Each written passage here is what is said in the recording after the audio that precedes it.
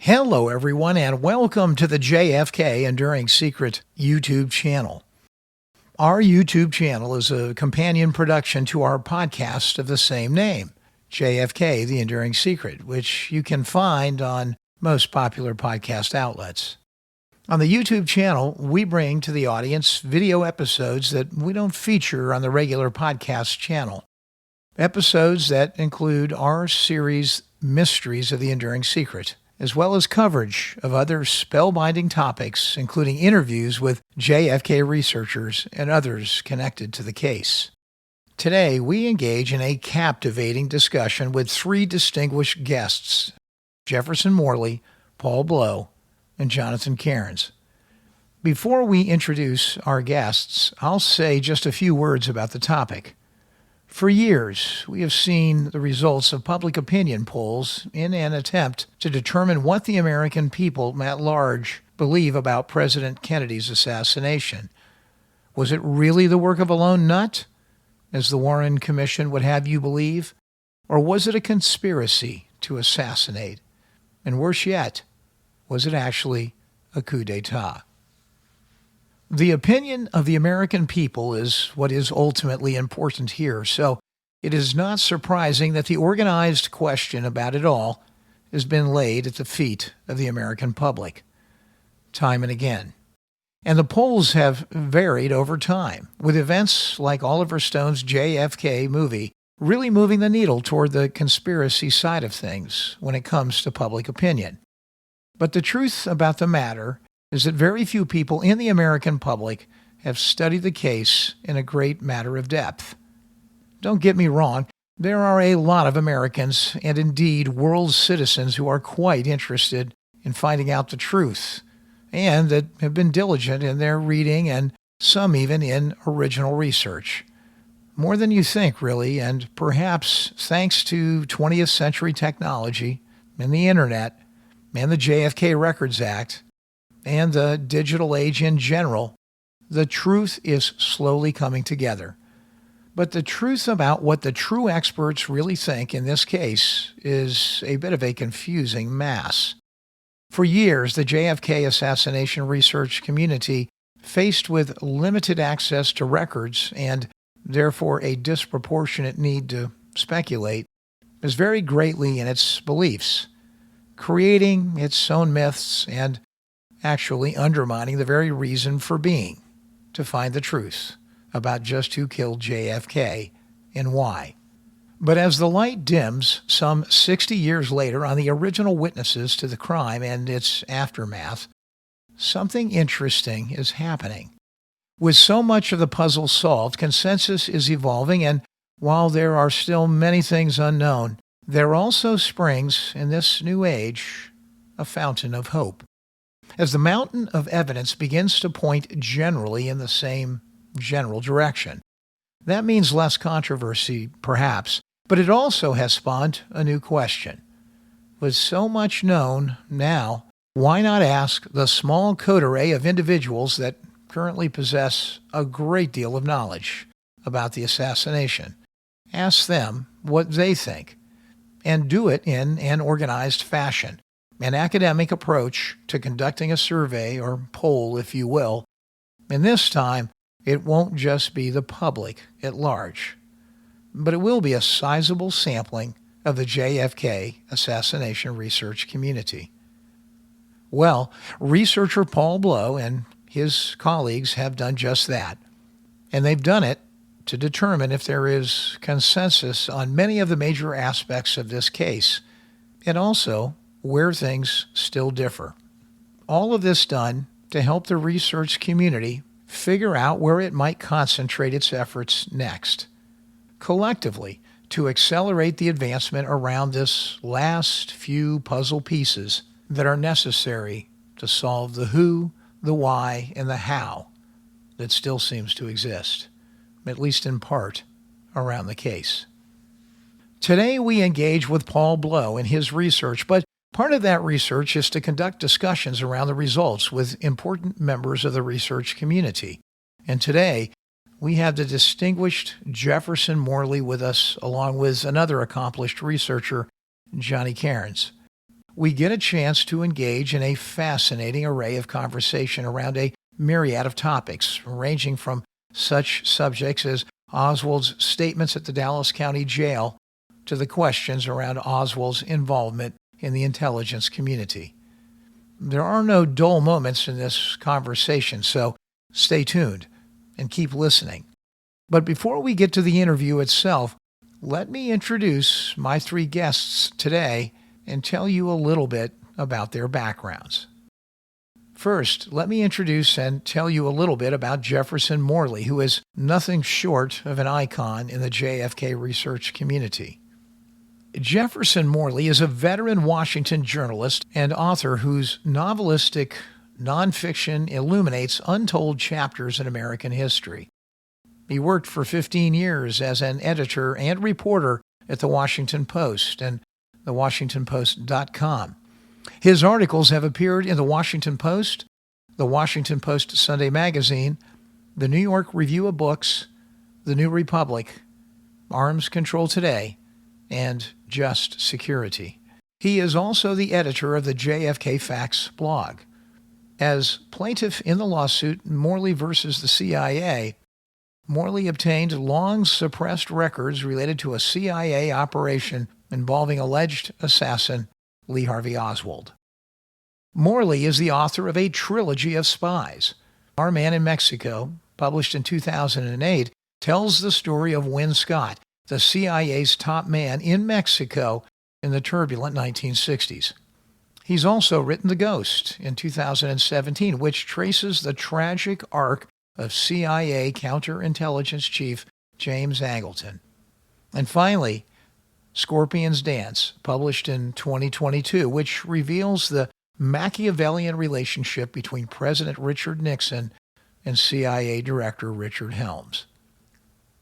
Morley's other book, Snowstorm in August, Washington City, Francis Scott Key, and the Forgotten Race Riot of 1835, was published in 2012, and it uncovers the first race riot in Washington, D.C., in which the famous author of the Star-Spangled Banner succumbs to a white mob attacking the free people of color in the nation's capital. Morley lives in Washington, D.C. Next, we have Paul Bleau, whose research we are featuring on today's show.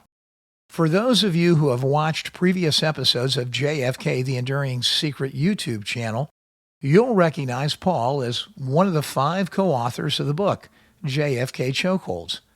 Paul and Andrew Eiler and James D'Eugenio, 3 of the 5 co-authors, joined us on JFK, The Enduring Secret, and took us through this new and exciting book on the JFK assassination. Paul holds an MBA from McGill University in Montreal, Canada. With over 25 years of experience as a strategic planner on national accounts, Paul eventually took ownership of and presided over Bleau Marketing Communications. He co-founded Harmonia in 2006, which has grown to become a leading commemorative services provider in the Quebec market. Paul has sat on many executive boards in business, and for 18 years or so, he was a teacher at the P.W. Sims Business Program at the Champlain St. Lawrence College. Paul has a long track record of research and writing about the JFK assassination, which includes appearances in Oliver Stone's documentary, JFK Revisited, Through the Looking Glass. He's written numerous articles for kennedysandking.com, and he speaks regularly as a guest on Black Op Radio and on other podcasts. And finally, we have Johnny Cairns. Johnny is a leading contemporary JFK assassination researcher from Edinburgh, Scotland. He specializes in examining the physical evidence used by the Warren Commission in finding Lee Harvey Oswald to be the lone assassin of President Kennedy.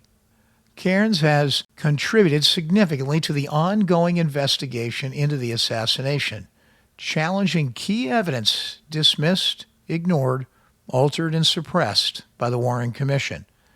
In the book JFK, Case Not Closed, Cairns collaborated with other researchers to present disturbing examples of evidence that was mishandled by the Warren Commission. His efforts and the efforts of the Chokeholds authors are contemporary examples that completely refute the idea that Lee Harvey Oswald was guilty of this crime. So, without further ado, let's listen to today's episode of JFK, the Enduring Secret YouTube channel. Thanks for having everybody on today. It's an esteemed group. Really, the core of what we're talking about today is something that I just find absolutely fascinating. We have gone, or at least I have gone through the last 20 or 30 years, periodically seeing Gallup polls and questions posed to the American public about what they think about who killed JFK and when and for what reason and why and how and so on and so forth. But what is so fascinating about today's discussion is that I have never seen a study where the most learned people, I would say, around this subject have been singled out, and there has been an attempt to gain a consensus opinion on what they think, and done in some academic way, so as to actually be able to study the data and understand what the collective wisdom of all those individuals might say. And obviously Paul Bleau and the individuals, Jeff Meek and I think David Boylan, the two individuals that you actually conducted this study with, have done something I think very unique here. And so obviously you did it in 4 surveys, as I understand it. It went very quickly. It happened over a multi-month period. You got incredible, at least in terms of surveys, something like 650 people were requested to respond. Something like 150 did. It was about somewhere between 25 or 35% respondent rate. A very high rate of folks who wrote in individual comments, something like 80 or so. So perhaps almost half of them actually had something to say in writing. Very, very insightful. And there's a lot of data to review. We're not going to look, we don't have time to look at all 4 of those. It is a progression of 3 or 4 logical things to look at. Paul's going to talk a little bit about how the survey was conducted and put together in more specifics versus what I am telling you today. And then we'll get a chance actually to talk about some of the detail and hear from 3 people actually, I'm not counting myself in that, who really know what the hell is going on with all of this. And we'll get a chance to hear some color commentary on all of it. So with that, I'll pause, and maybe Paul, maybe you want to take it from here. Well, thanks a lot, Jeff and Jefferson and Johnny. Thank you for participating. We're extremely happy. I'm talking on behalf of the 3 researchers who are behind the project. Jeff Meek, a well-respected person who's done an awful lot of interviews. He's written books. Dave Boylan, I think, is known for his data mining and what he does in the files, the JFK files, and he's come up with a lot of incredible nuggets that the whole community have been able to feed off of and share. Just a while back, as you know, Jeff, you had me on the show with Jim DiEugenio and Andrew Eiler talking about a book we launched last November called The JFK Assassination Chokeholds. And that book, The JFK Assassination Chokeholds, I kind of went myself counter to what I usually do. It's a book that, in our opinion, helps prove conclusively that there was a conspiracy. And it doesn't go into what the nature of the conspiracy is at all. We said, look, if you want the 10 top arguments that are impossible to counter, which we call chokeholds, here they are. And we get into the impersonation of Oswald, the nature of who Jack Ruby is, so on and so forth. But in a sense, there was a bit of frustration on my side. And I'll explain why. I always felt that we've been there, done that. The conspiracy is proven, and it's even a matter of record. It's a matter of record according to the HSCA. It's a matter of record according to all the insiders who were involved in, or most of them involved in investigations. And it kind of veers away from all the investigation that should be done on what is the nature of it. the nature of the project that Jeff, myself, and Andrew, we discussed this at Lancer during the conferences last year. We said, why don't we do some research on where we think the community is at in terms of the basic questions that journalists and investigators look at? When, why, who, and how? And we'll focus around those issues and see what the most read person. Now you were mentioning that the difference with this survey is how well read the respondents were, and in fact you're exactly correct. So we would email. The first email of the survey invitation went out to about 450 people that we knew were on lists, whether they came from people that attended conferences or mailing lists that we put together through the years. And then it reached 630 for the final 3 surveys. And we got a huge enthusiastic response rate, between 110 and 150 each time. Now, you'll note that in each survey we ask, the first question we ask is something that gives us insights on who the respondents are. For instance, how many books have you read about the JFK assassination? And I think it's 75% have read over 30 books. And then the next survey we ask, how many conferences have you gone to? And over half have gone to more than 3 conferences. Then the third one we asked, what do you know about the 6 investigations? Have you read those reports? And a surprising number of them read at least some, all, or of all 6 investigations. So, I think it's an extremely well-read, sophisticated survey, answers from sophisticated respondents.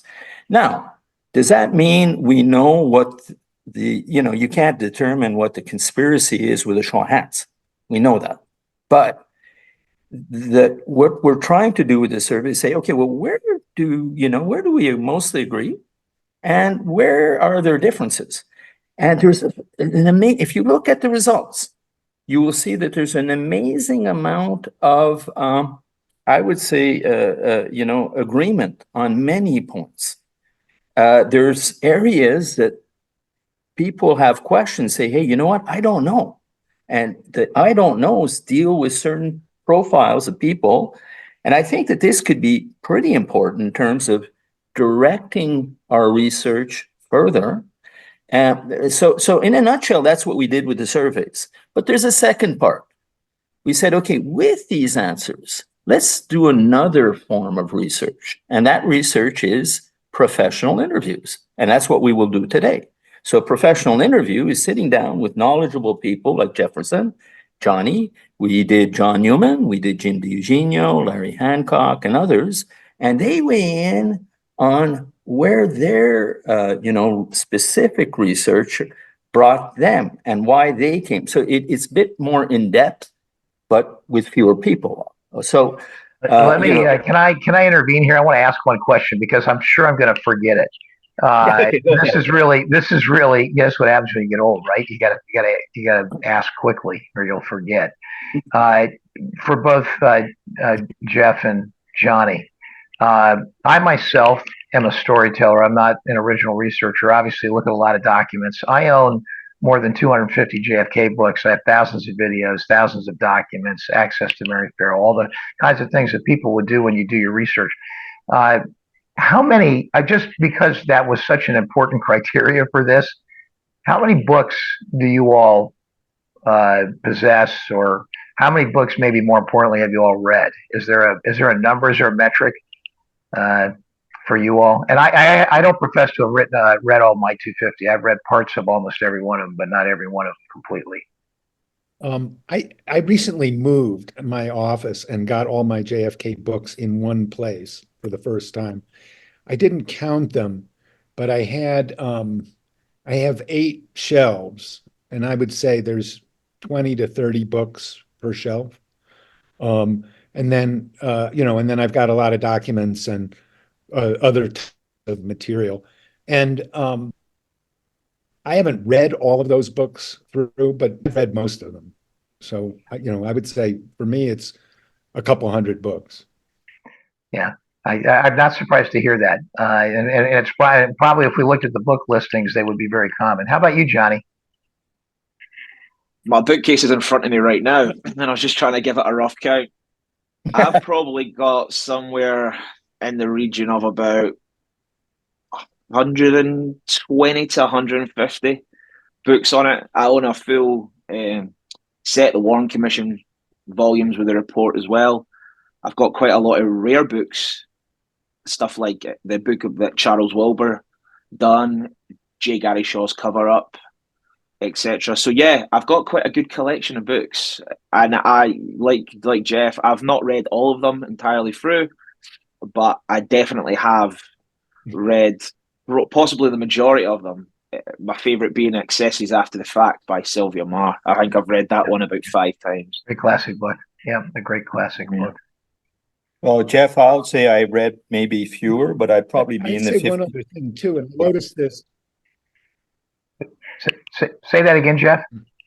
One thing I would say is, one thing that I noticed while I was doing that is arranging my books. That is, a lot of the key books for me are actually not about the JFK assassination per se. Some of the most useful ones are the history of the Cuban Revolution, and especially in its early years, not specifically focused on that, but on the Miami Cubans. And so there's a lot of books that are not JFK assassination books per se, that to me are actually more important than some of the JFK books that are specifically about the assassination. Yeah, and I'm really glad you said that too, because part of the JFK Enduring Secret approach on our podcast is to be more comprehensive in nature in terms of understanding the context under which all of these events took place. As an investigator, you focus so much on very, very specific pieces of evidence, but to really understand this case in a larger sense, you really have to understand the times. And I'm glad that you're emphasizing that, because I think for people who really want to figure this out this puzzle, it's essential. I grew up in South Florida, Jeff, so I was here and watched and saw many things that people describe in those moments when there was just an absolute avalanche of people that came from Cuba to repatriate here. And I understand some of the cultural elements and the visceral emotionalism that was involved in all that too, which still remains in some ways. I'll add to what Jefferson was saying, because over and above the books I've read, the primary documents. These aren't books, okay? I recently read the 9,000 pages of the Garrison files, and the things that you can see in there. I'll tell you, from those files, I was able to see that Oswald, for instance, was often with a Cuban escort. There are at least 25 sightings with Oswald with Cuban escorts, either an Oswald lookalike or Oswald himself. And that turned into an article for me. And look, as we're speaking, I'm going to give you a little scoop, is that I found some Clay Shaw signatures, some Clay Bertrand signatures, and finally a Clem Bertrand signature. Well, I have some specialists right now who are doing this pro bono, but they're comparing the handwriting as we speak. Okay. And we found, I talked to you about this, Jeff, yesterday, a handwritten will by Clay Shaw. It's in the Garrison files. So I want to insist on the importance of those primary documents that come from the releases, that we see from at Mary Farrell or from NARA. And I know Johnny and Jefferson have looked into those, and I have too. And I'm finding more pleasure into reading those than books that aren't necessarily well researched. So if a book doesn't have the right sources or sources to primary documents, then I don't go with it as much. So anyway, that's Jeff. I think you were gonna add on to your earlier comment.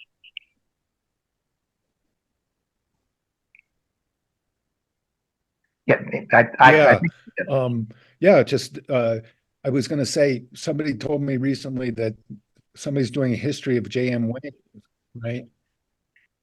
Yeah. Now, that's not a book about the assassination, but that's an essential book to understand the subject. So that's part of largening the lens. And Jeff, you referred to before about the widest possible perspective.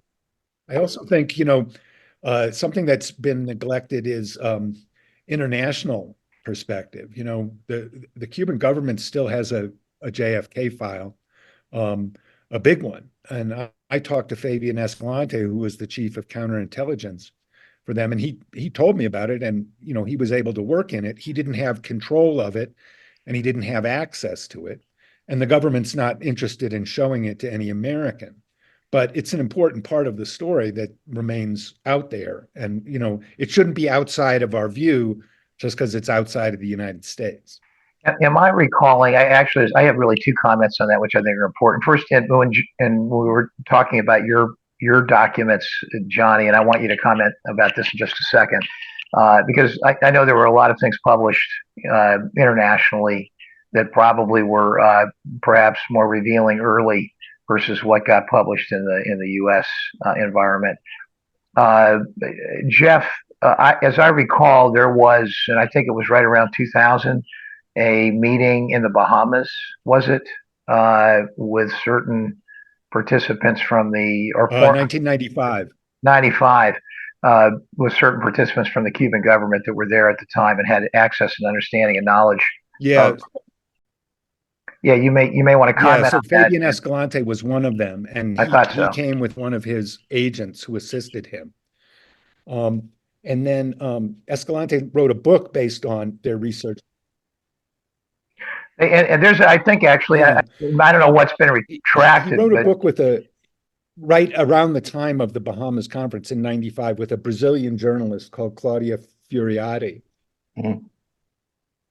And some of that, I don't know how much, but some of that exists on still on a website, correct? I think you can actually go out and see some of the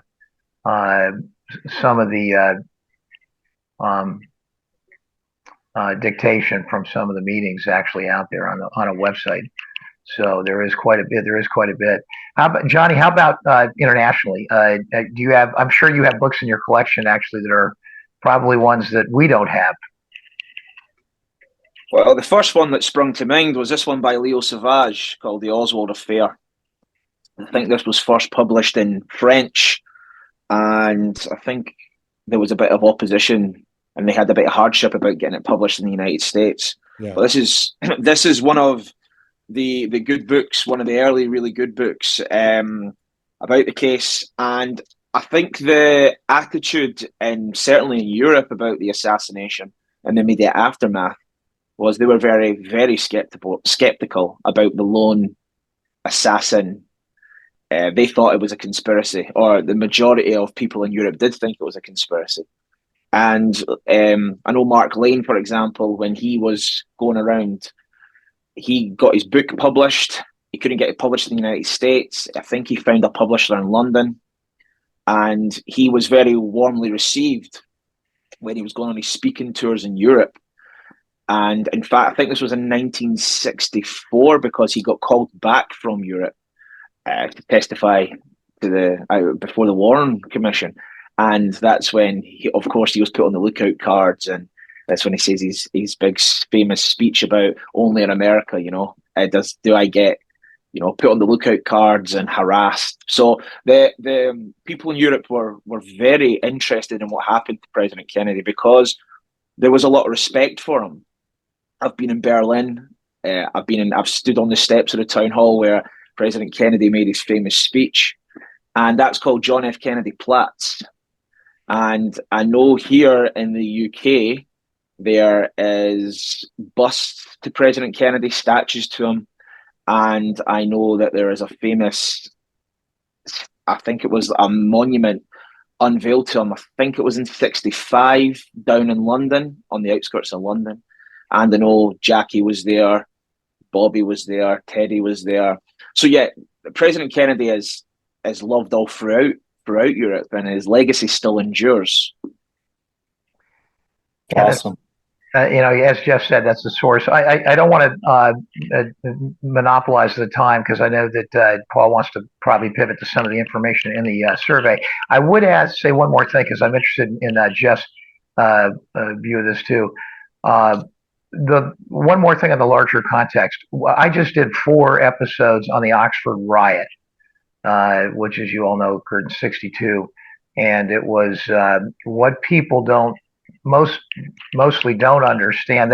They equate that with a picture of a member of the U.S. Attorney's Office and a member of the U.S. Marshal's Office walking side by side with James Meredith as if it were hostile environment, but not really that much of a battle. It was it was the largest invocation of the Insurrection Act of 1807 in the United States. Up to that point, it had 31,000 troops that were activated, and around 12,000 at the height around the University of Mississippi. I don't, and I tend to believe that there's been less done on the radical right element that was engaged than disproportionately the view of the Cubans and the issues in Miami and South Florida and so on and so forth. And I'm privy and like much of the research that goes on because of my native connection to this area. But I do think that the far right piece of this deserves perhaps disproportionately more than it may have gotten in the past, and the connections to people like Bannister and others. That obviously stories about Edwin Walker are absolutely fascinating to me. A guy who could lead the charge in Arkansas and then turn around and then be a fomenter of the riot in Mississippi. I think the radical right piece of it is important and understudied, and the civil rights dimension of it too. I look at it as Kennedy's civil. Yeah, so what I was saying was, about the radical right, and Walker's connection to that riot, to Bannister, the fact that Oswald had some of these names of the Nazi Party people in his phone book, is very, is really ripe for investigation. I feel like Kennedy's civil rights policies lost him the protection of law enforcement. That after, when Kennedy was so strong on civil rights by '63, in the ranks of law enforcement, that was very, unthinkable, difficult, unwanted, and I think people stopped wanting to protect him at that point, and when he was killed, had no desire to investigate his death because of that. So I don't think that there was a racist plot. I don't think that was the fundamental motivation of Kennedy's enemies, but I think it was part of kind of withdrawing law enforcement support. And so the civil rights piece of what Kennedy was doing and what his enemies were doing is a really important part of the story. Yeah, this is superb because it brings us right into the survey, and we can maybe look at a few numbers and talk about motive. So if what I suggest we do now is, if you want, I can show you what I think are some key results of the survey, and I can't do it all, because if we want to do an hour and we want to cover motive and timeline, what I'll do is I'll highlight a few things that are important, and maybe we can get Jefferson and Johnny to go in. And Jeff, you want to chime in, we could maybe proceed that way. What do you think? Sure. Yeah, Paul. I think so. That's great. You have some tremendous data here. Let's take a look and let's see what it says, and let's get everyone's thoughts on it. Okay. While Paul is doing that, I'll just say one more thing, Jeff, on the Oxford riot, which underscores what you were talking about. Right in the middle of that Governor Ross Barnett and the hierarchy of the state patrol made a decision on that Sunday night to pretty systematically gather up, and I think there were 40 or 50 cars that just left and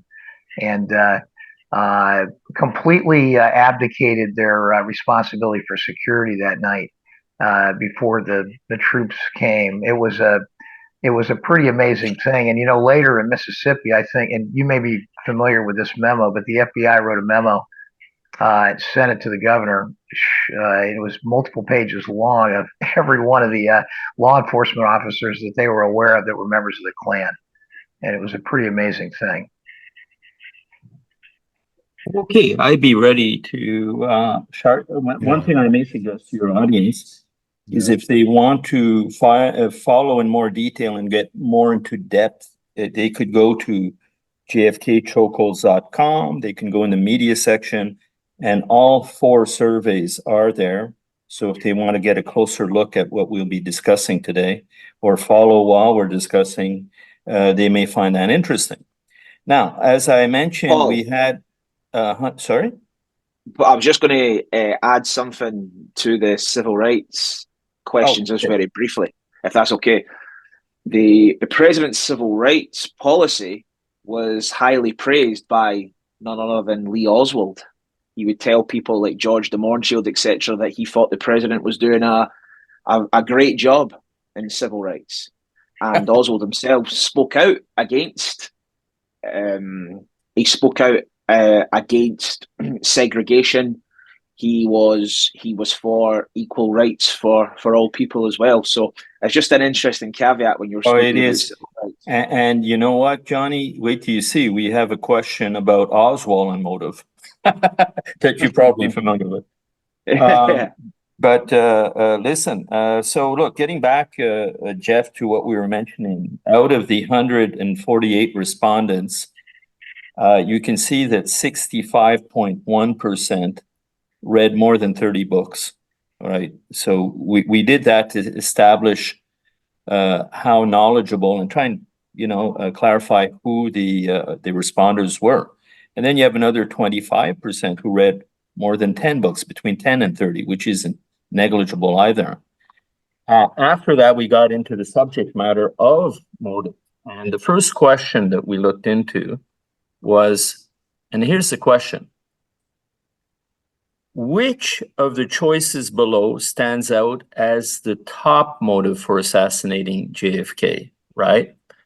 And look, 35% mentioned Vietnam, okay? Then you had something like, it was 18% his foreign policies. You had 13.2% that talked about diplomatic overtures to Castro, okay? And a fair number also said that he was, no, sorry, that was the 35%, that he was a threat to U.S. national security, okay? Now, I want to insist on one thing is not wanting to go into Vietnam, the Bay of Pigs or the missile crisis, they pertain to national security. So, there's some overlap there too. So I thought I'd open up with that and ask Johnny and Jefferson, if you had to look at the top motive. I think there were many motives. We talked about civil rights. We talked about, some people talked about economic policies. But if we look at the top motive to galvanize, those who came up with the plan or a decision, what would it be? Maybe Jefferson, you want to weigh in on that? Yeah, I mean, I recall that I answered, I'm one of that 35%. And I think that the caveat that, other answers fall under that same umbrella is absolutely right. So seen as a threat to national security because of his diplomatic overtures to Castro, because he contemplated reorganizing the CIA. So I think that umbrella is the best possible answer, which doesn't exclude some of the other specifics. And also, I think that there's different participants in this plot, and different participants have different motives. We'll get into that. Later, but go ahead. I would just before, and I know Johnny's going to comment, but I will say one thing which I'm really surprised at in this pie chart is if you look at the small percentage associated with his social integration policies, back to the radical right question that we had, if you look at the composure and makeup of the Joint Chiefs of Staff, the leaders, there were, particularly in the military, there were a lot of very, very biased, bigoted individuals that made up that group.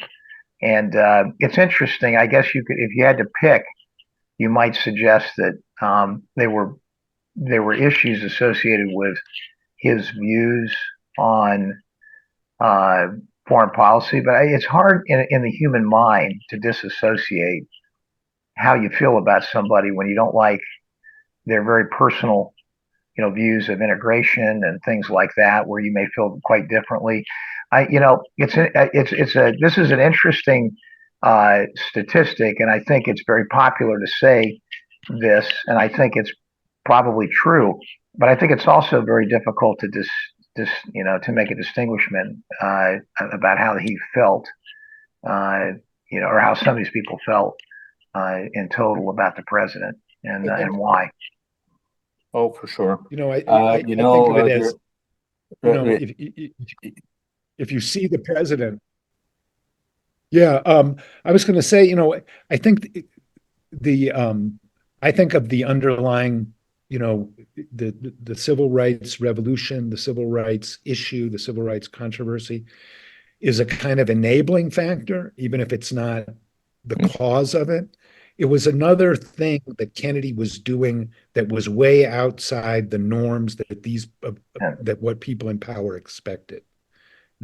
They expected the president to respond in a certain way when presented with a CIA regime change operation. Kennedy didn't do that.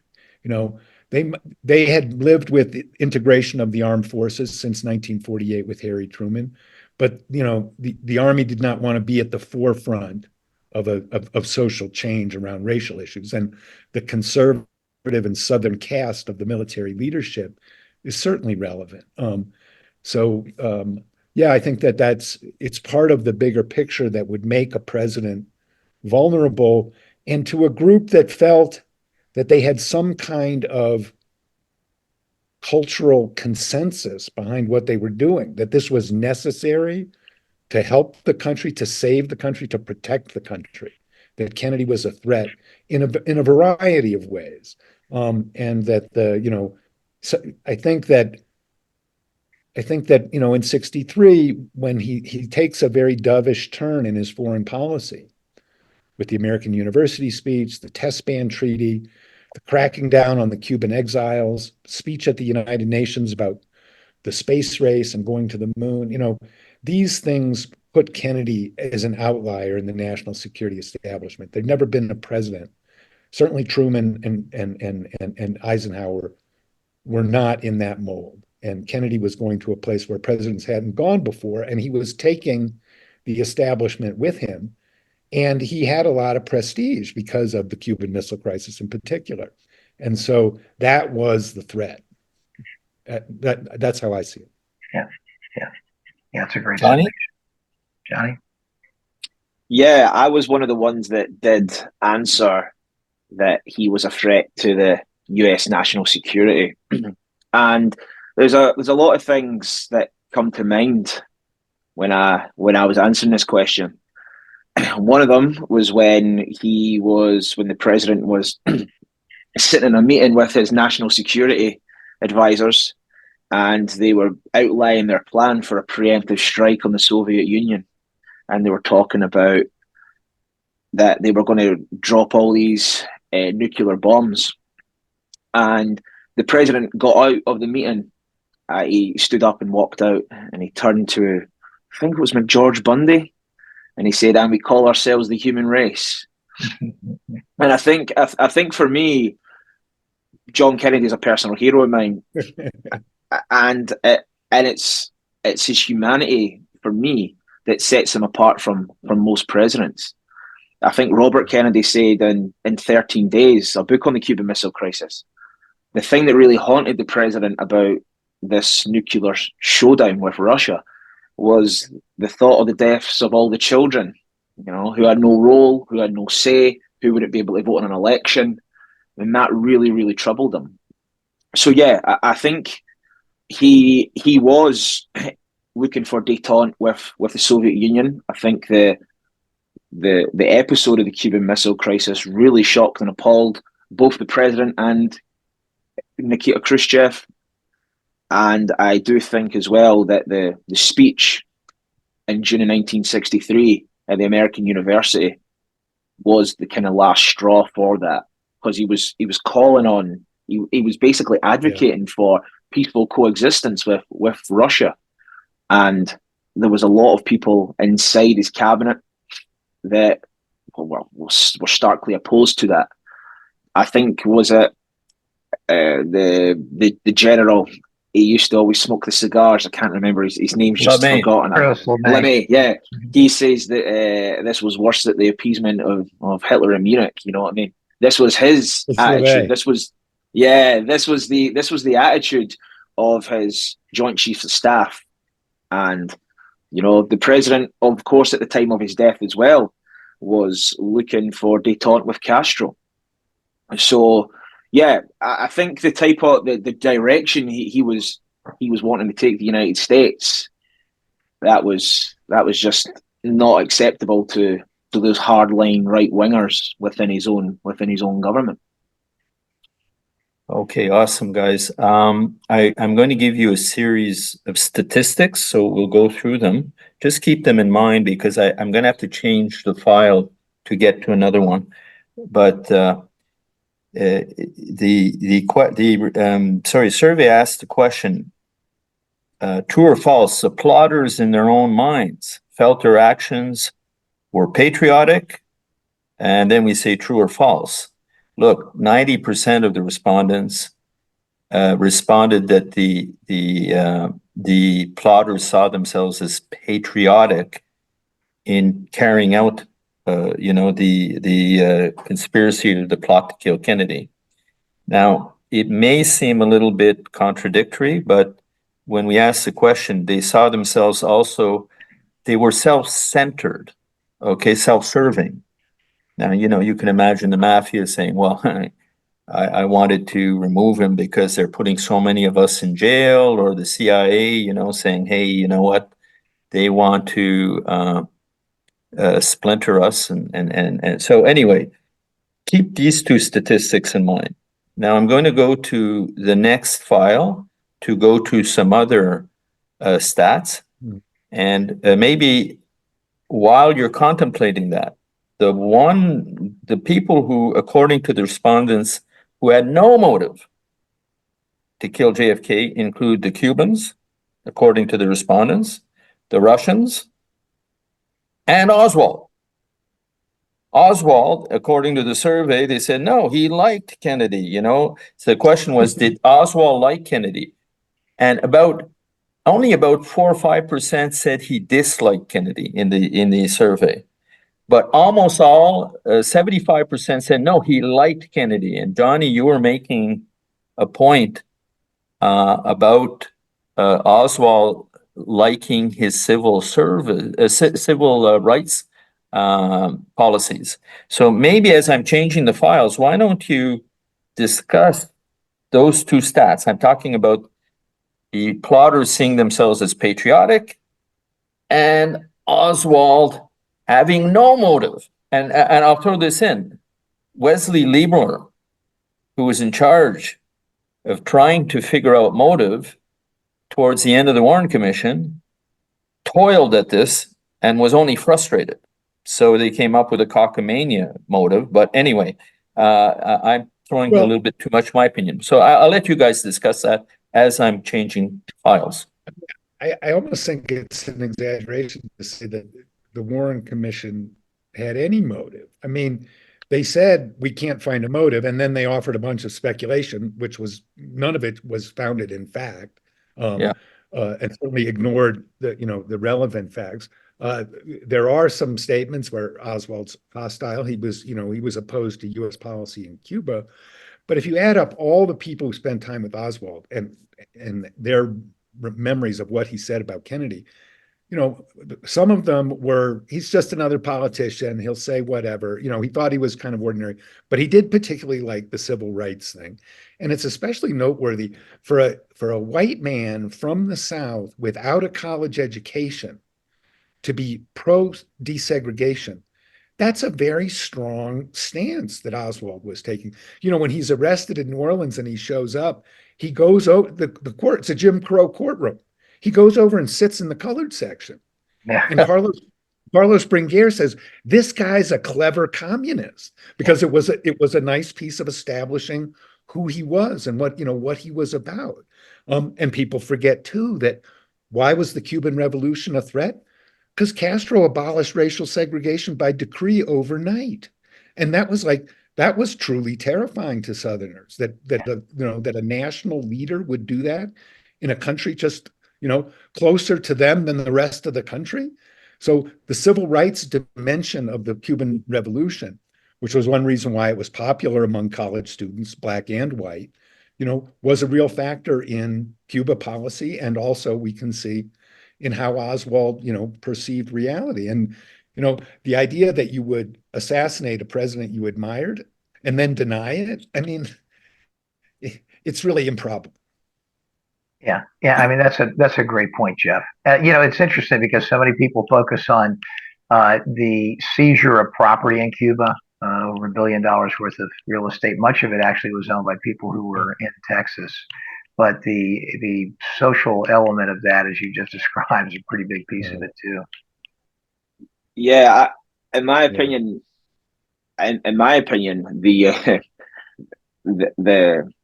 most comical motive offered by the Warren Commission was that Oswald just wanted to try and find a place in history argument.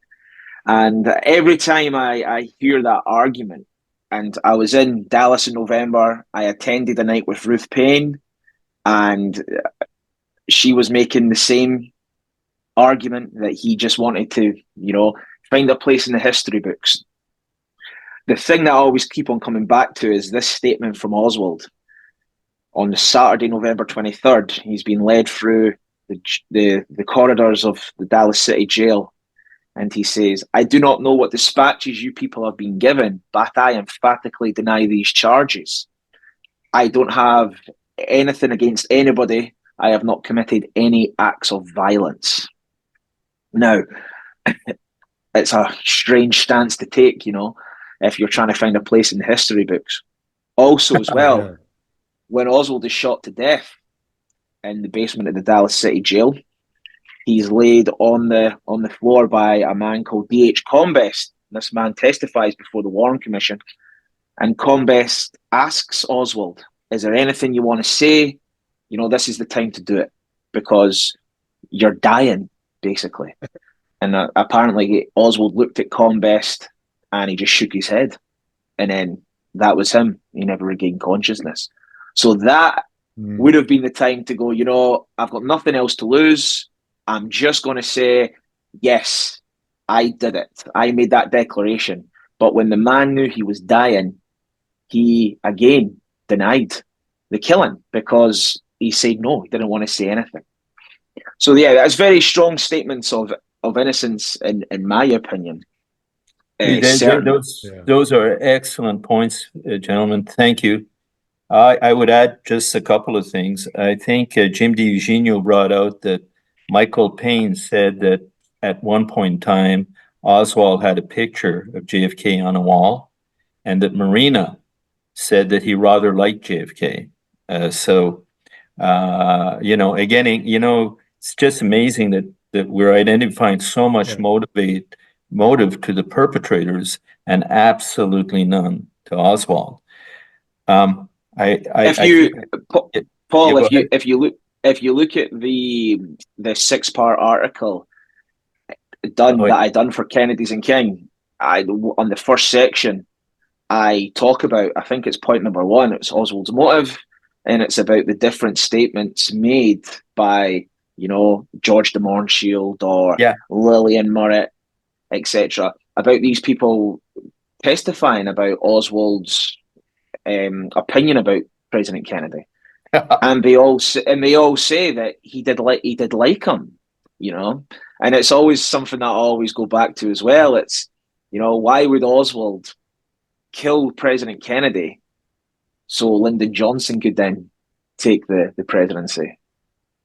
Okay, so hey guys, if we want to, thank you so much. By the way, I am enjoying this. I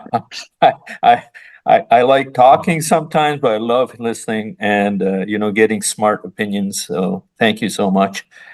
I had to reformulate a question from the first survey and bring it back to the second survey, something we missed. So that's why I've gone to the second survey, and this question has to do with motive again. And it's my last question on motive. Which group that was motivated to assassinate JFK was the most significant for ensuring that the plot would go into effect? Okay. 30.3% say rogue CIA agents. 23.4% said the Joint Chiefs of Staff, and 20% said the CIA as an entity. So I want to, I think Jefferson, you brought up, civil rights could have been a motive, for instance, for the lowering of security or not getting the Secret Service or police forces as motivated to protect Kennedy as possible. We know that there are motives that are for, that the mafia had their own motives and the Cuban exiles had their own motives. But this one really zeroes in on, which group that was motivated to assassinate JFK was the most significant. So I'd like to hear comments there. Okay.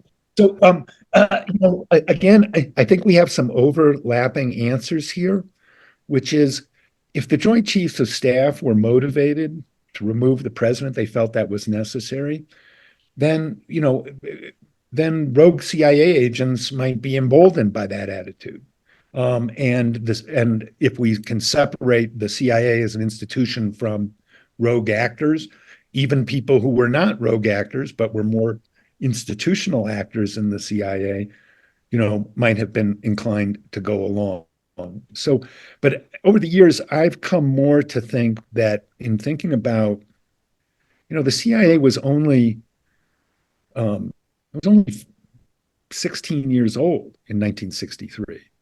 Okay, the U.S. Armed Forces were like 200 years old, and so in terms of prestige and budgets in Washington, the Joint Chiefs are a much bigger factor than the CIA, which is a very powerful institution today, but didn't have the same gravitas and reputation and legacy that it has today. So I don't see CIA actors moving in a plot to kill the president without some kind of nod or understanding that this was considered a legitimate national security matter by the command, the military command of the United States. So that's how I see CIA actors, rogue CIA actors, and the Joint Chiefs interacting.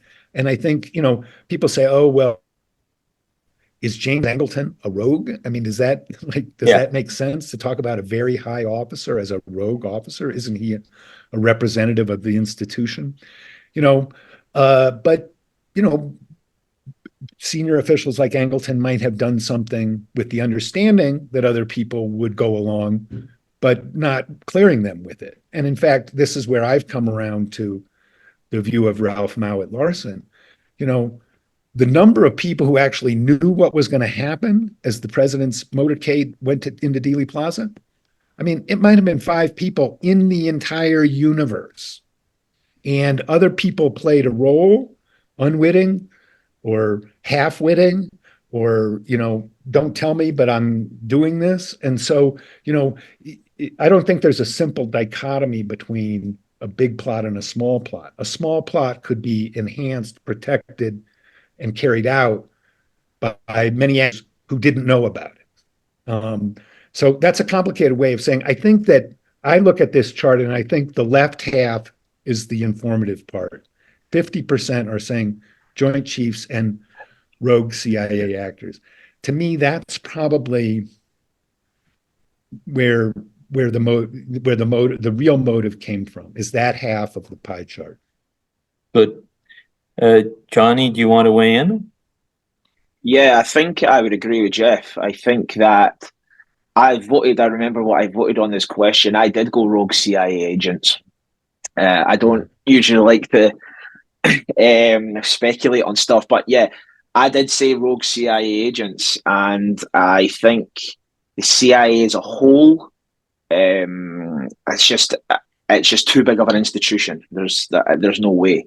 I discounted the mafia. I discounted the FBI, Russia, and Castro, etc. I think the reason I went rogue CIA was because these men were involved in the efforts to try and overthrow Castro, assassinate Castro, and they, in my opinion, just turned all their plans and all their efforts from Havana, and they turned it on Dallas. And I would agree with Jeff as well. I think it was there was obviously a mix between rogue CIA and Joint Chiefs of Staff, because I couldn't imagine rogue CIA acting without some sort of wink or nod from the Joint Chiefs of Staff.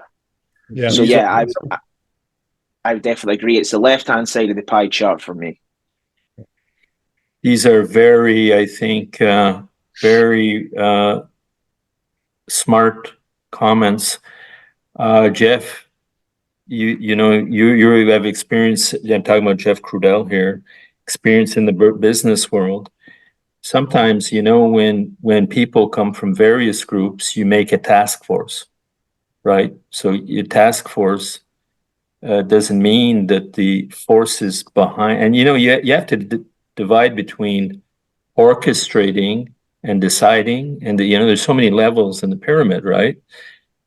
So I think what Jefferson and Johnny, what you're pointing out, is supremely important. There are nuances in this.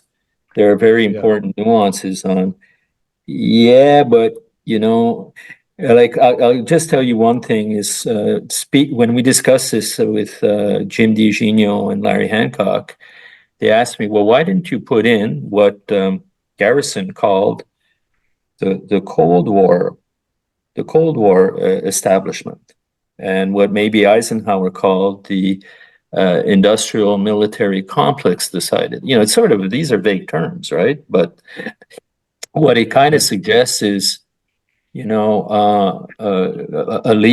that certainly, in my opinion, would include the Joint Chiefs of Staff. I mean, thank you for your nuanced approach on this. Jeff, you wanted to say something? Well, I mean, I would say one thing, and I use this term, and I use it in a way that I hope no one takes inappropriately, but it was, in my opinion, a very elegant plot. I don't think you could pull something off like this at that level and not have a major consensus of opinion that, for instance, I don't think the autopsy is a good example. It was conducted completely by governmental personnel. There was obviously, there was intervention by the family, so there was that aspect of it. But I think there's some question as to whether or not there was an element of protocol that would have actually assisted in the routine obfuscation of evidence that wasn't necessarily considered that nefarious, but may very well have been known to the perpetrators because of their unique positions within the government, that those kinds of plans were actually, contingency plans were actually already in place and may have been used in other circumstances or ready for use in other circumstances, because there's no one else that could have done it, right? I mean, that's a great example of very clear evidence that there was obfuscation in some way, and whether it was done for national security purposes or otherwise.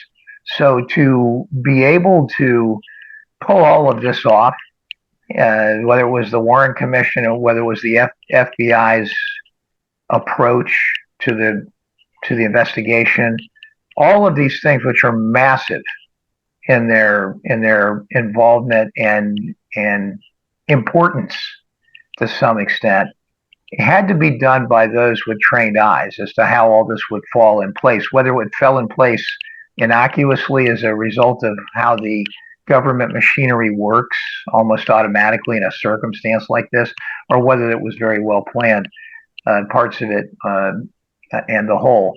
It has to include, and that's why what's interesting about the way you worded the question, because I mean, having somebody like Johnny Roselli involved in it and knowing that other people had probably knowledge of it, maybe Giancana, maybe Trafficante, and then saying that they had not much to do with it, may very well be true. And it certainly was they're probably not the prime instigators in any way.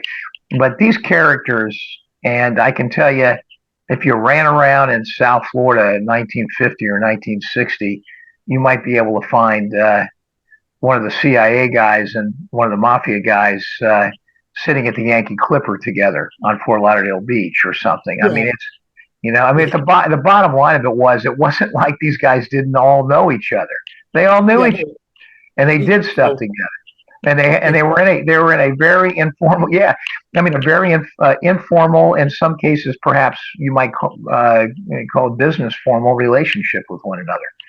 And the organized crime had an enemy in federal government, and government agent, the Justice Department and organized crime were, at war at that time. But in the field, on the ground, the CIA and the mafia, that was the same crowd. That was the same milieu. There wasn't really a distinction there. I mean, if they could be useful to the CIA, they'd use them. If the CIA could be useful to the mafia, they'd use them. And if they had differences in other matters, that was one thing. But they had these areas where they certainly cooperated. I just want to maybe close on this and we'll get into the timeline. But very interestingly, from Fabian Escalante and the Cubans, was how this network of people of interest that included Eladio del Valle and Trafficante and Dulles formed a network in Cuba. Okay, that these relationships that everybody finds bizarre, has their roots in Cuba. Okay, I'm trying to think of the name of the Barthez. This Barthez guy was running railroads and, was linked to the mafia in Cuba. And, when the CIA and the American government had a huge diplomatic issue, they sometimes would send Mayor Lansky to talk to Batista. Okay, and they worked in unison like they did during World War II. With some of these players. So, and then of course, when the Cubans came over, right, to Miami, it's the CIA that organized them into different groups, including Alpha 66. That could have been beforehand too, but DRE and all these groups, and we're financing them. So these relationships existed before the assassination, including the plots with the mafia to kill So, hey, listen, this is super interesting. Let's now go to timeline, okay? So I'm going to show you a few statistics. Our kickoff question for the next survey was, how many conferences have you attended? You can see that over 50% of the respondents attended more than 3 conferences. I consider that really interesting, okay? And, 30% did between 1 and 3 conferences. So, when you say I've gone down to Lancer or Kappa or whatever and said I've done a conference and I've discussed and I've met people like Jefferson and Johnny and myself, you're talking to people who, want to know, okay? Yeah. Now let's get to, this is the question, okay? When did those at the top of the hierarchy behind the Kennedy assassination come to a consensus that he needed to be removed as president? Okay, Johnny, Jefferson, that wink that in other words, the wink that went out. When did that wink take place? When did that, what date, what time, what timeline, between when and when? Okay, so look, this is very close, right? But it's sort of during the, I think it's when it became clear he did not want to, I'm trying to remember exactly. Let me go to 15.3, okay, is when he began seeking détente with Castro and Russia to a certain degree. Okay, in and around the missile crisis is the one that got the most responses, 18.1. Okay, I think the green, I'm sorry, but I'm going on memory, is when he became clear he did not want to, invade Vietnam or send troops into Vietnam. And 16.7 says after the failed Bay of Pigs. They're very close. Okay, so if you had to look at a timeline as to, okay, like a lot of the components of the assassination wanted him out real early, like the mafia and the Cuban exiles certainly mustn't have been very happy early on.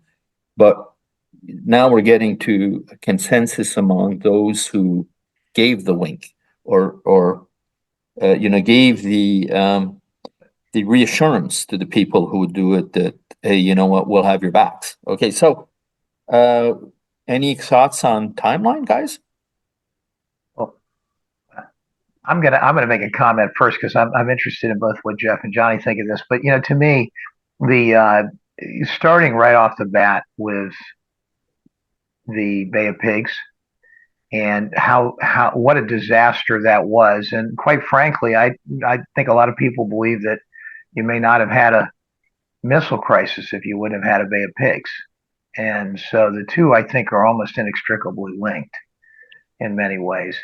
And in whatever emotional fuse got lit with the Joint Chiefs of Staff and the heads of the military at that moment, it was just, it was a redoubling of efforts, I suspect, at the Cuban Missile Crisis. So, it's hard to kind of, when you start to dislike somebody and your own mind is matriculating to the point where you're going to make a decision of this nature. I think it started early, and I think it was built in a cumulative way. Good. I'll put that a little bit differently, right? You're talking about when did the consensus coalesce on the need to take action? And what I would say is, when you see actions, I think it's early 1963. It's right after the missile crisis, and I think that the memo Bill Harvey writes to Dick Helms in November '62 as he's been kicked out. And he says, we're screwed in Cuba. This missile crisis means we can't operate in there anymore. It's a denied area to us, and nobody's going to take up arms against this guy given the resolution. And you really understand from Harvey's memo that the policy that the hardliners wanted, a regime change operation, they realized they really didn't have that option anymore.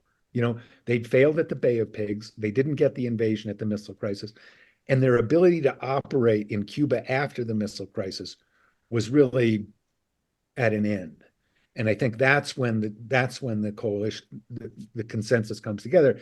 And you start to see things like in January 1963, George Joanides gets a ton of secret orders that are still secret to this day.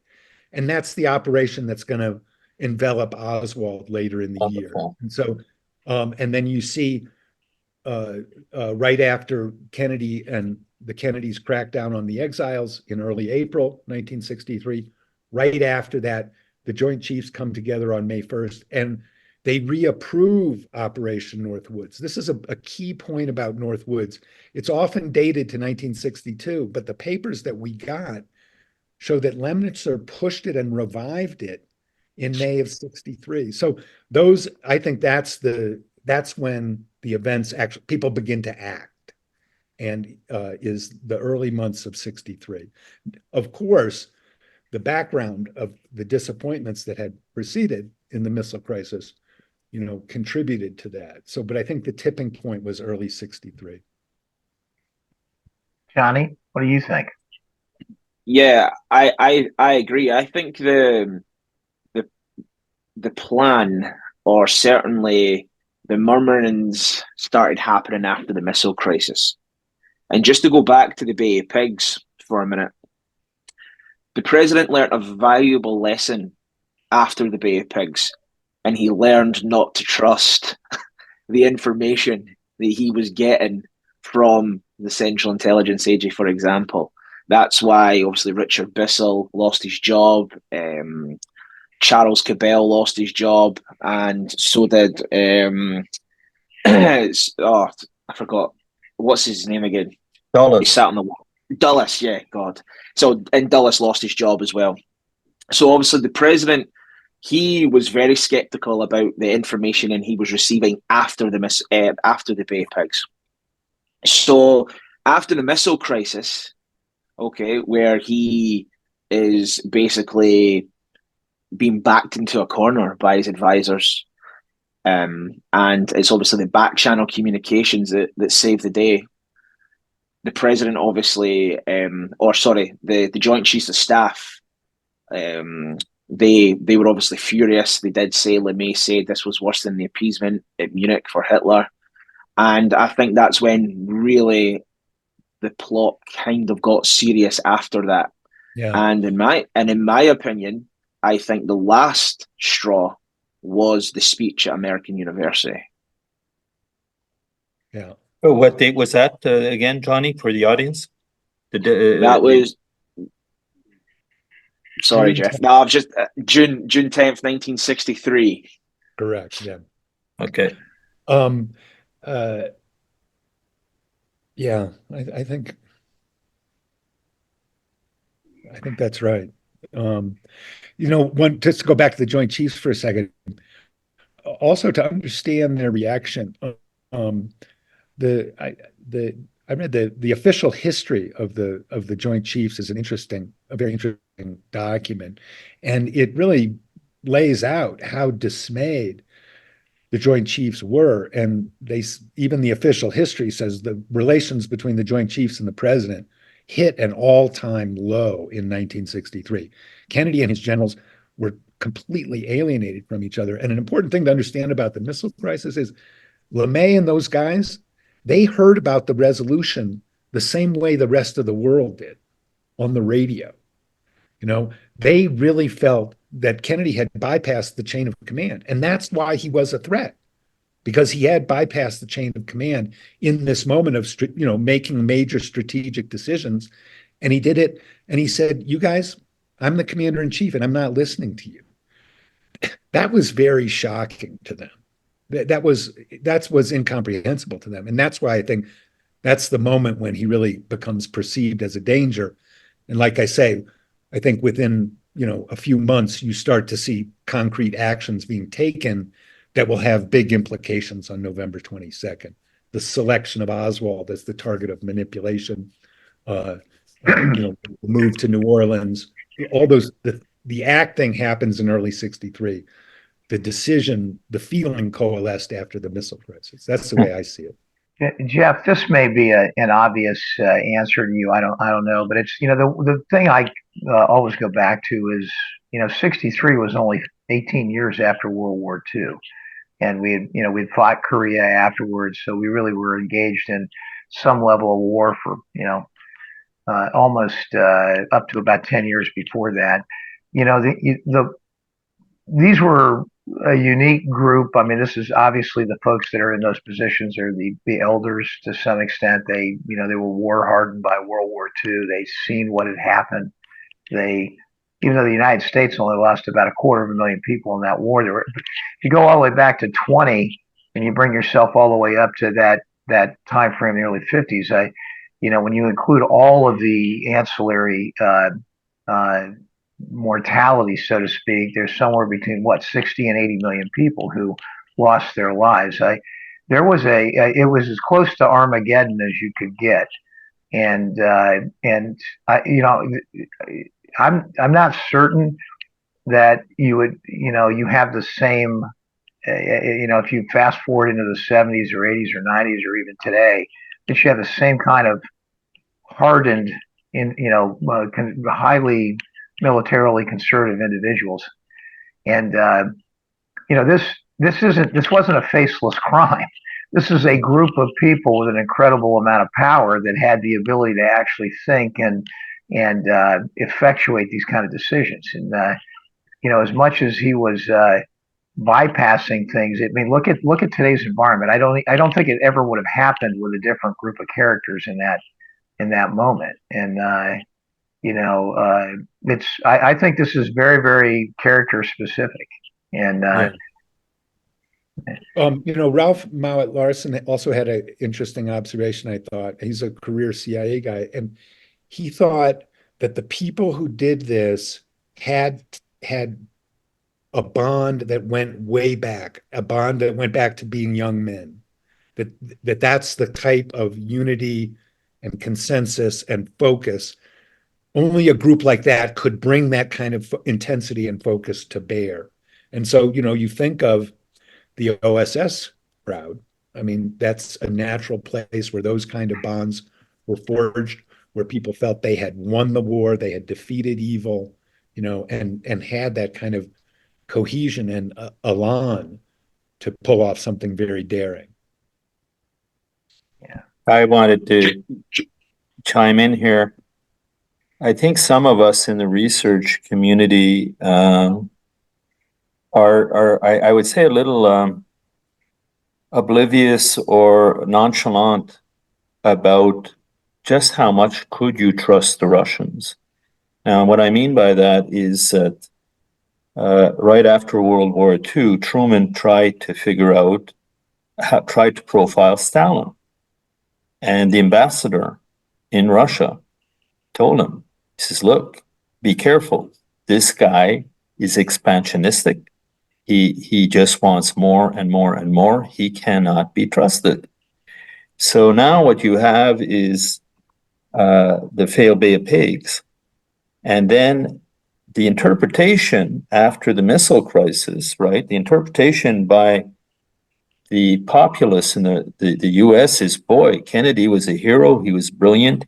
He came up with an embargo. He came up with the peaceables. We were on the brink, and the world still exists today thanks to smart thinkers. The Joint Chiefs of Staff are thinking, and as you say, Jeff, many of them are hardened World War II people. Think of Curtis LeMay, are thinking that goddamn Kennedy, it should never have come to this. Khrushchev saw him being weak during the Bay of Pigs and felt that he could install his missiles there without too much worry about this young, naive president. So what you have after the missile crisis is a bunch of people who despise Kennedy and say, boy, not only that, we're going to get 4 more years of this under him, and then maybe another 8 years under Bobby. So, the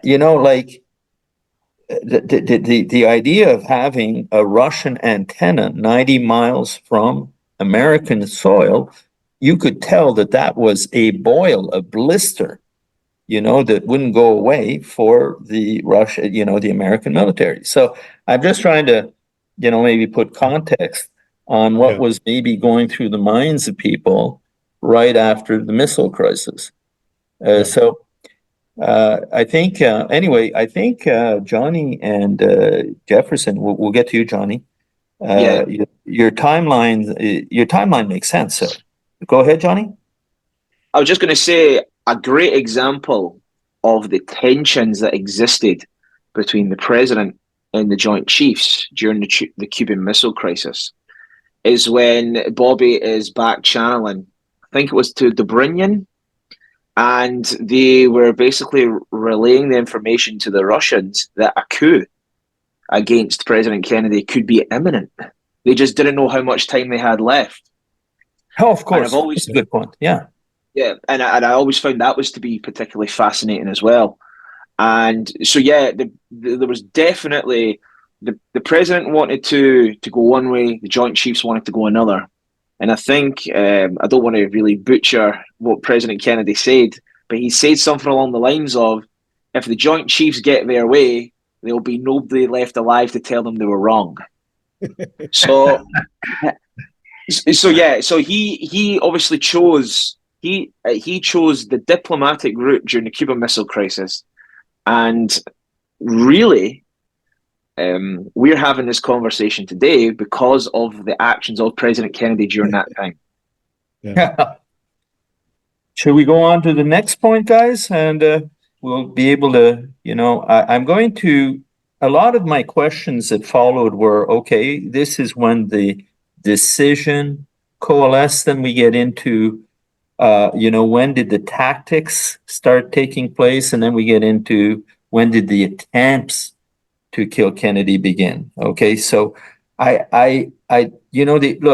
tell you, they tend to waver, but between the spring of 1963 to attempts in the fall is sort of where that lies. I'll let the audience go in there and, maybe we can discuss that in more detail at another time, because I don't want to miss the following element. And this is something I find fascinating. And I have my theories on this, but when I ask the question, okay, did the decision makers, did the tacticians, did the decision to go the lone nut route catch the decision makers off guard? Did it catch the planners off guard? Did it catch the killers off guard? And here's the question. Those who sanctioned the removal of Kennedy expected the blame to fall on Castro. 70% said yes. 29% said no. Let's go to the next one. Those who planned the hit expected the blame to fall on Castro, right? 73.6% say yes. 26.4% say no. And then those on the ground in Dallas for the hit expected same sort of proportions. So the question here that I have is, when did the lone nut strategy come into play? When did they decide to go to that route? And did that catch everybody off guard? Okay, because and then it opens up another line of questioning is that why, like a Zapruder film wouldn't have been that serious, right? If you decided to blame Castro and say 3 communists were doing the shooting, right? Is that what opened up a whole Pandora's box for people to say, hey, God, there's evidence here of a conspiracy? Isn't that what forces Jack Ruby, into his mission? And anyway, I found those answers fascinating. So why is my hand raised? Did I actually raise my hand? And so I'll give you my take on that, Jeff. I think things went awry when Oswald was captured alive. Up until that point, the plan was to blame Cuba, and I think we're talking about North Woods as the template. Spectacular act of violence on an American target. Your clandestine service arranged for the blame to fall on the enemy, and that unfolds. And if Oswald is not captured alive, if he disappears, the Zapruder film is a great piece of propaganda to not that it was created for that purpose, but it would have been, very useful in that regard. But when Oswald's captured alive, denies it, then is killed in police custody. I mean, the Castro done it. That's not an option anymore. It's lost all of its credibility. I mean, and you can still, to this day, people still try and scramble to prove, that Castro done it and stuff like that. But that aspect of the plot, there were 2 plots. 1, to apply kinetic energy on the target, and 2, to define Castro as responsible. That's the North Woods template. That's out the window when Oswald's captured alive and when Ruby kills him. And so it's right after Ruby kills Oswald that Katzenbach says, we got to pin it all on him, because they know what's happened. They knew that Kennedy had been ambushed by his enemies, and we're gonna blame somebody else. They didn't want to go to war. Johnson didn't want to go to war, especially with the, I mean, if it had been Kennedy had been killed by, a communist sniper on the grassy knoll, Johnson might have been fine with it. But under these mixed up circumstances, he wasn't going to do it. And so that's when, on the morning of the 24th, they go with the lone nut, and because they don't really have the choice. Do you think that the perpetrators had enough scenario planning that they saw that as a possible set of actions, or they actually had to figure that out on the run? Because I mean, don't you think that? And I agree. I mean, I agree. It's completely plausible. But what to think that it was 100% certainty that he would have gotten away is also a yeah. No, I mean, right. And there's a way in which, the point was to kill Kennedy. And if they had some other side benefits, that would have been great. And that was good as a way of motivating people to think that that might do it. But that wasn't really the point. You can argue that too. I do see an element of they are caught by surprise. Ruby's stalking Oswald, and then there's these great conversations where, Tom Karamessinis calls up Wynne Scott and says, don't say that we're arresting Sylvia Duran, people are like, oh, something's not right. And you can see in the way the CIA guys are reacting, it's like they are scrambling a little bit. And so I don't think, did they think of it? I tend to think that they were caught by surprise. And so it's very ironic, it's Oswald himself who might have saved us by going and getting his gun, and being captured alive, because he knew that that's when he realized he was being set up. So. And I'll throw in, I said I wouldn't talk too much, but here's my take. After the assassination, the gears of propaganda by the perpetrators were still in full motion. They were feeding Hal Hendricks, and they were feeding the media, and they were, really pushing the Castro is behind this scenario. They were saying, they were paying people to say that Oswald was seen taking bribes from Cuban agents. So, I'm talking about the perpetrators, people like David Atlee Phillips. I honestly think that now you have an LBJ, and he's at a do I push the button moment. And if I do invade Cuba, does that put me right back into the missile crisis mode? And could things escalate into a nuclear war? And he probably got totally cold feet. And maybe he says, well, you know what? I will give you Vietnam, but, Vietnam, that's going to feed the war machine. But without the same risks of nuclear war. Okay, so that's my thing, is that LBJ called the shot and tried to mitigate it. Anyway, I sorry, I wasn't supposed to get in, but I felt I just. How can you resist? How can you resist in a conversation like this? To stay silent is really not an option. I'll tell you that. Yeah, I'm a Johnny. Researcher. Go ahead, Johnny. Why don't you? Johnny. Yeah, we need to hear from you on this one. I've often thought that Oswald was to be killed at the Texas Theatre. Now, can I prove that? No, I can't. But it's just always been a gut feeling of mine. He was to be killed at the Texas Theatre. Then you would have had all this stuff coming out about him, the backyard photographs would have been cast into the public eye on the 22nd. Who knows? There might have even been a confession or a note in Oswald's handwriting that meticulously gets broadcast or turns up. But when he's captured alive and he starts denying it, that's when obviously panic station starts to come in. Now, of course, the Mexico City episode, a lot of people have done a lot of great work on that. I read the Hardway Lopez report, and I think that they possibly trying to use or build Oswald a legend in Mexico City as an excuse to go against Castro, because of course Oswald's supposed to be down there in Mexico trying to get a visa to get into Cuba, etc. So I think they were definitely trying to go that angle, but LBJ did put the kibosh on it, and LBJ also strong-armed Warren and Richard Russell to serve on the Warren Commission. I think he told Warren that we could be drafted into a war that kills 60 million Americans in an hour by people saying that Castro done this, and it was just so convenient to pin it on Oswald.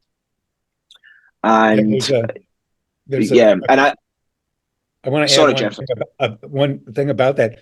So right after the assassination, the Russians are like, "Oh my God, this guy was in Russia. He's a leftist. What are we going to do?" And Dobrynin, the ambassador, is extremely nervous, and he goes in for the first meeting with the new government, and he's expecting your person non grata, and he said they had no interest in Oswald as a communist. They had no interest in talking about his time in the Soviet Union. They did not want to pursue it. And Dobrynin was stunned. He was like, "Oh my God," and he was so relieved because he thought we were going to go into another missile crisis, and no interest whatsoever. The decision had been made at that point. Certainly the right wingers on the Dallas police, people like Bill Alexander, for example, they were itching to have it out there that Oswald assassinated the president as part of a communist conspiracy. He told author Larry Sneed that in an interview. So they were, I've just wrote an article that will be going up on Kennedy's and King in the next month or so. And it's about Oswald's treatment at the hands of the Dallas police and the information that they were releasing about him, the evidence of the case. Jesse Curry goes on live TV and says that Oswald admits that he's a communist. To some people, especially in the South, that was a more serious charge than actually committing the assassination of the president. Yeah. And also Oswald goes on TV and says, he admits that he lived in the Soviet Union. Now, that again puts him in a really dangerous position because people automatically assume he's a communist. Now, back then, people were blacklisted for having communist propaganda or leftist propaganda. This guy goes to the Soviet Union and he comes back with a wife and a child, Russian, and he's just allowed back into the country. So yeah, I've often thought that Oswald being captured and talking was what really set alarm bells ringing. And then, of course, enter Jack Ruby. Oswald's killed in police custody, and then Ruby dies a few years later. So, yeah. I have to say this, guys. And I know we're sort of moving in and out of the survey to the sort of some of the more colorful aspects. This is one of the most fascinating aspects of American history that you can talk about, and it's on the podcast I say a lot, you can't write this stuff. You couldn't write fiction that was more incredible than the actual facts associated with this case. Oh, no. And it's and every time you get on and you hear some of the nuances that you all are articulating on this show today, it reminds us of what a complex thing this was too, as well, and how it's taken 60 years to uncover the mass of these facts. And it's been a slow ride, but it's been a steady one for sure. Do you know that if Oswald wasn't killed in police custody, when he was to go to the county jail, after he was booked, there was going to be some sort of press conference set up where he could answer questions by the press, which of course it slightly happened at the midnight press conference when he was whisked away, but that's what they were going to allow him to do. They were going to allow the press to ask him questions. And I've always said that with the death of Oswald in the basement, we have lost so much knowledge on the workings of this case and the minutiae of the case as well. For example, there's a enduring mystery of how does Oswald get to the Texas Theatre, you know, from the rooming house at 1026. So Oswald filling in all these blanks, you know, our understanding of this case would be propelled by 100%. Oh, you're absolutely right, because he was questioned for a total of 12 hours or something, Yes. something in that neighborhood, and they did not ask a question about Tippett. They did not ask a question, or very little. They did not ask any questions on describe your escape, describe what you did, how did you get to the Texas Theater? Where is that? I mean, that's like it's you know, it's the 101 of actually. Give us your alibi. Explain it to us. We didn't. On that one, to have the Dallas police say that they couldn't get a hold of a tape recording machine is an absolutely amazing thing. I mean, for anyone to stand up in front of the public in the world and say that we conducted those without actually recording them is, you know, that we didn't have access to a machine is just an thank you for that. Yeah. I mean, that's it. That is insane, and no stenographer, right? Well, Bill Alexander said that when the decision was made to charge Oswald in the assassination of the president, the Tippett case just went by the boards. They weren't interested in developing evidence in the Tippett case because they had them for the president's case. Yeah. So they just weren't interested in investigating it. And I think the language of the body language of Oswald as well is quite telling during the midnight press conference when he's asked, "Did you kill the president?" And he says, "No, I've not been charged with that. No one has said to me yet." The first time I've heard about it when the newspaper reporters in the hall asked me that question. And the reporter says, "You have been charged." And you can tell the look on his face is absolutely stunned. Like, what do you mean I've been charged? What's going on here? Of course, in Accessories After the Fact, Sylvia Marr makes a fantastic case that, in fact, Oswald was never indicted for the president's killing. She makes a really good case for that. So, yeah, that's right up my street, the minutiae of the case, the evidence, how Oswald was treated. But yeah, anyway, I just thought he was actually. I mean, if you go back and you look at all there are several written statements by everybody who was there, a number of people who were there. He was a bit of a liar too. He was a good liar. There were certain inconsistencies in some of the things that he said there that clearly indicated he was hiding something in it. And so, you know, that goes back to just what his role really was in all of this. And, right, and because I think the point is he certainly acts like he has guilty knowledge, and the fact that he's killed is a further indication that he had guilty knowledge. But what was that? Right. You know, I tend to think that he was witting in the sense that he knew he was working with some shadowy U.S. intelligence entity. He was and witting in you know, going public with support for the Fair Play for Cuba Committee, something he could do sincerely and from genuine conviction, but he didn't know how he was being set up. Yeah. But that he had guilty knowledge. No, he's not totally innocent. I guess that's the point to make. Yeah, he's not totally innocent. Yeah. I disagree. I take the viewpoint that Oswald is innocent, and the reason I take that viewpoint is for the pre-knowledge of the president's assassination. I mean, if you were putting together this plot, okay, and you had Oswald as a fall guy, this is the patsy, this is the guy we're going to blame it on. You wouldn't want this guy knowing anything about your plan, about shooters, about just anything at all, because if you let this guy be privy to certain elements of your plot, if he is captured alive, you have no guarantees if he's just going to spill the beans straight away.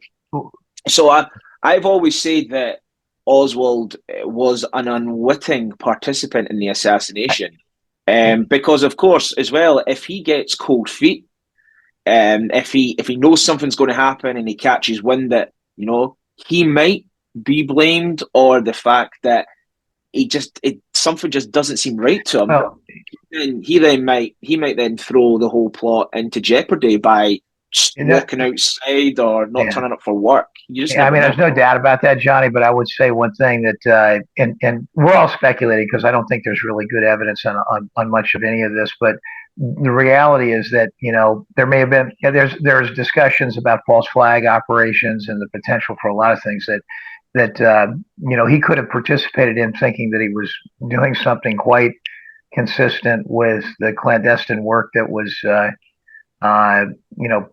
out there. And so there are scenarios under which he could have been conducting himself in a way that made it conducive to him knowing something, but being a patsy. I don't think those two things are, I guess my point is, I'm not sure the two things are mutually exclusive. And, there's a lot of speculation as to, and it's really hard to look at him and say he didn't have some kind of connection to the overall web of this. He just didn't understand how he was involved in it in a sinister way. Jeff, let me surf on that a little bit, if you don't mind. So he goes to New Orleans, right? And he's, what's he doing in New Orleans? He's representing the Fair Play for Cuba Committee. Then he gets into a fight with Bringuier. Who does he call? The FBI. He wants to talk to the FBI, okay? So what kind of informant was he? I think, and Penny, some people have brought this up, is he was informing on both sides. Keep in mind that Schweiker says he had relations with pro-Castro and anti-Castro Cuban elements. So there's two things going on here. He is identifying communists for Guy Bannister, okay? Guy Bannister is a communist witch hunter. So were the Paynes, by the way, when he was in New Orleans. But they're trying to shut down Mongoose at the same time. And there's a hell of a lot of rogue attempts. And the FBI is involved in shutting down these camps and things like that.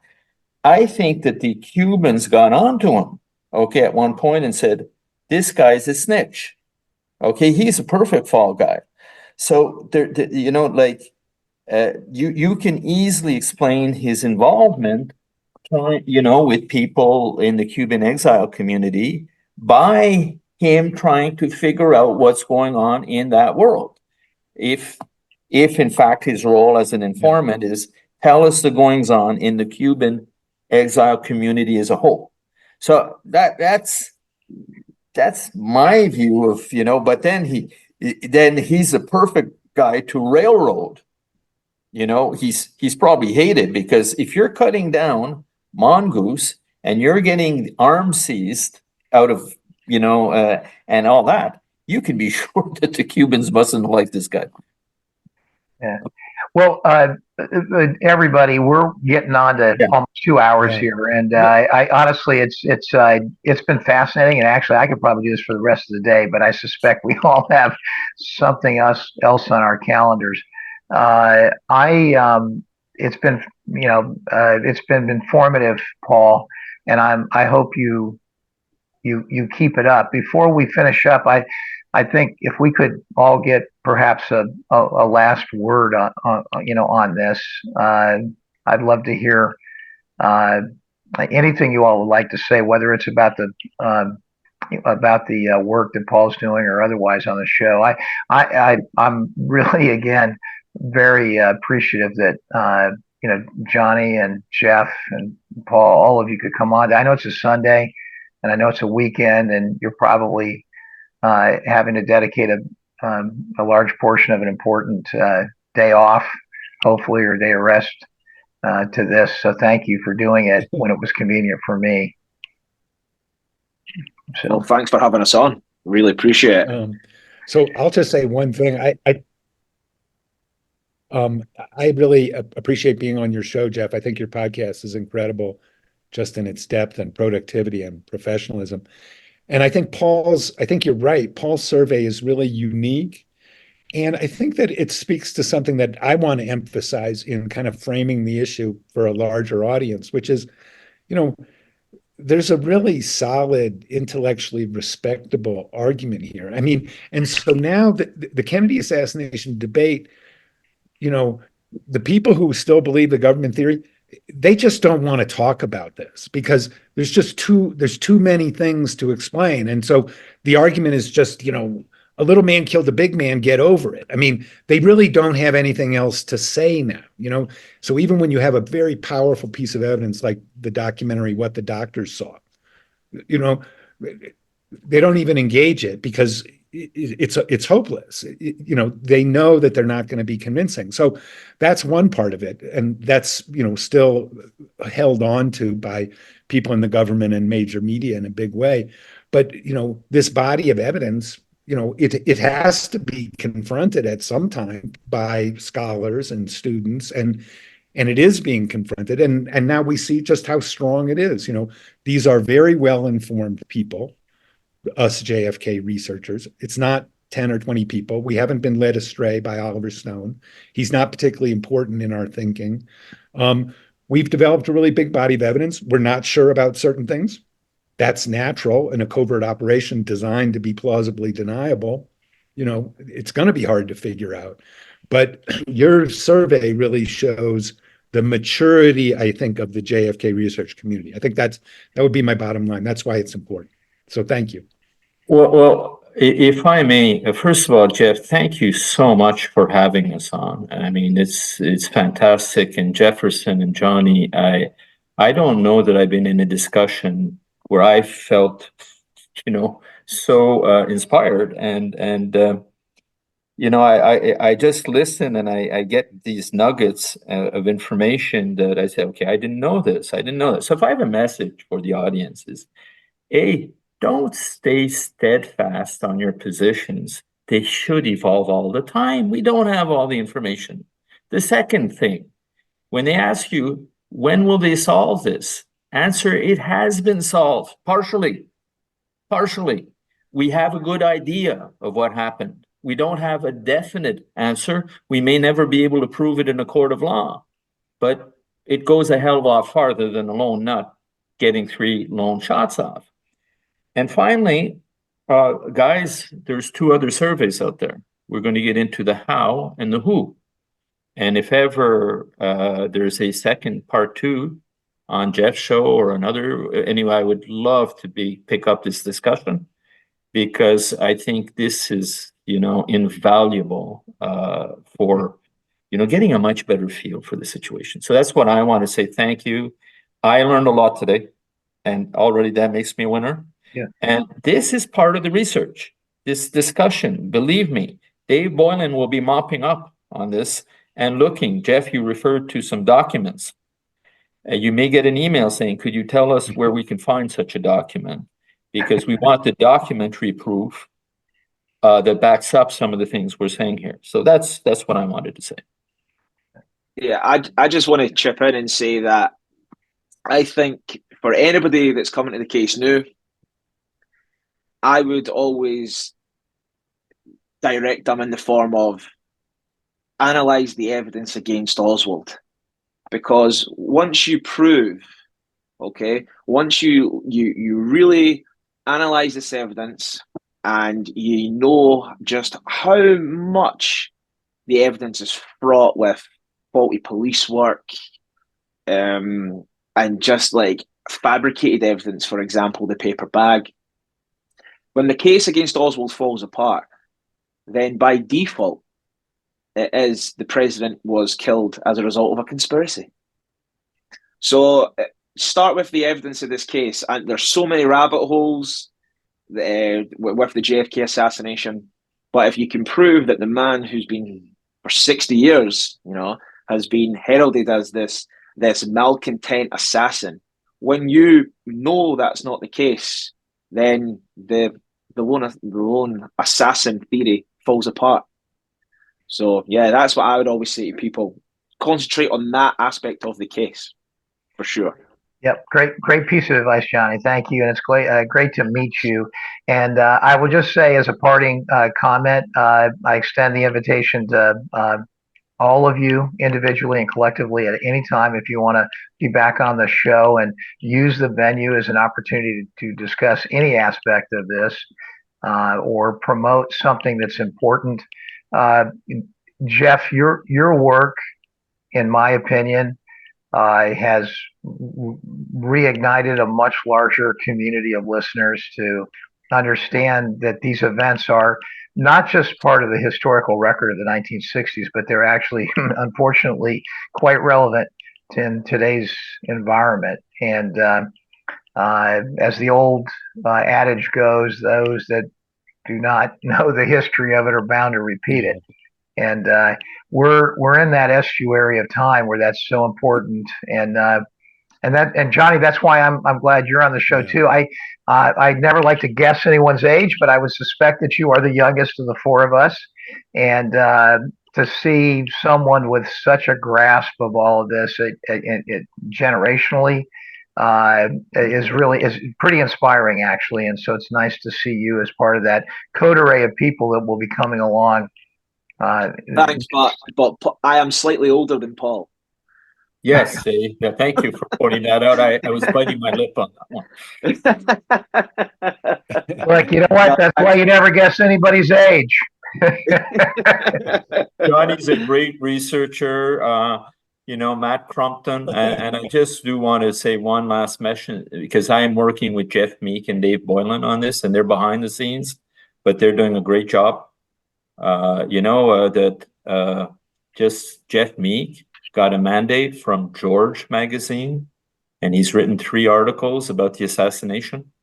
Okay, wow. So think of that happened just after we started the research. I'm bringing that up. I think that more and more you're going to, there's going to be an opening at one point. I mean, there's got to be a critical mass, for people to say, okay, look, it's 60 years ago. Let's stop the BS. Mm-hmm. And, so I'm not sure when it's going to happen, but we're close. I think that we would have got a lot of answers if Robert Kennedy had become president, for sure. I think one of his motives for becoming president was to find out what happened to his brother. And I think that's probably one of the reasons why he was killed as well. No doubt. Well, gentlemen, thank you very much. Appreciate it. I hope you have a quiet and peaceful and enjoyable rest of your Sunday afternoon. And I know it's wonderful to spend time with you this afternoon. Take care. Right. Thank you. God bless. Take care. Thank you. Bye-bye.